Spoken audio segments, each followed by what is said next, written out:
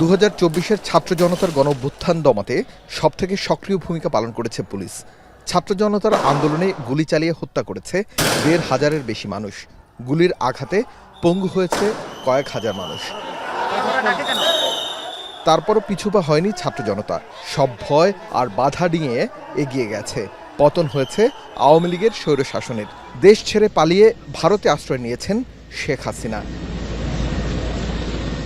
সরকার পতনের পর 2 দফা পরিবর্তন হয় ডিএমপি কমিশনার। দায়িত্ব নেয়ার পর নতুন কমিশনার শেখ মোহাম্মদ সাজ্জাদ আলী সংবাদ সম্মেলন করে জুলাই আগস্টের গণহত্যার জন্য প্রকাশ্যে ক্ষমা চান। ঢাকা মেট্রোপলিটন পুলিশের পেশাদারিত্বের বাইরে গিয়ে যে কাজ করেন সেই কাজের জন্য আমি অত্যন্ত দুঃখিত এবং ঢাকাবাসীর কাছে তথা দেশবাসীর কাছে আমি ক্ষমা প্রার্থী। ওই সময়ের যে সমস্ত পুলিশ কর্মকর্তাবৃন্দ অপেশাদারিত্বের সাথে কাজ করেছে তাদেরকে বিভিন্ন জায়গায় বদলি করা হয় এবং অনেকের বিরুদ্ধে দেশের প্রচলিত আইনে ব্যবস্থাও নেওয়া হয়েছে। আওয়ামী লীগের আমলে রাজনৈতিক পরিচয়ে প্রায় 1 লাখ পুলিশ অফিসার নিয়োগ পেয়েছে জানিয়েছে ডিএমপি কমিশনার।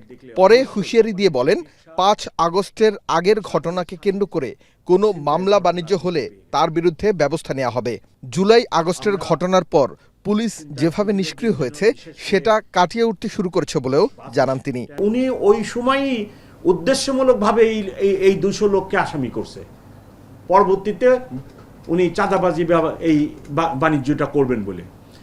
আবার আমার লোক যে সব ভালো তাও না, আমার কাছে রিপোর্ট আসতেছে আমার লোকেরাও আবার এই যে আসামি 200 তাদের থেকে নানা ধরনের বখরা আদায়ের চেষ্টা করতেছে।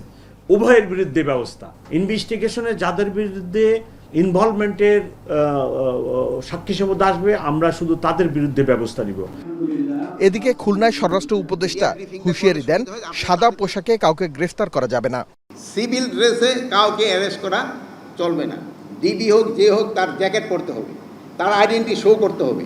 যদি তার ড্রেস না থাকে সে সিভিল ড্রেসে এসে সে প্রথম তার আইডেন্টিটা শো করবে যে এই আমার আইডি কার্ড। সিভিল ড্রেসে কাউকে অ্যারেস্ট করা চলবে না। আর কোনো নিরপরাধ যেন শাস্তি না পায় এই দিকে আপনার খেয়াল রাখতে হবে।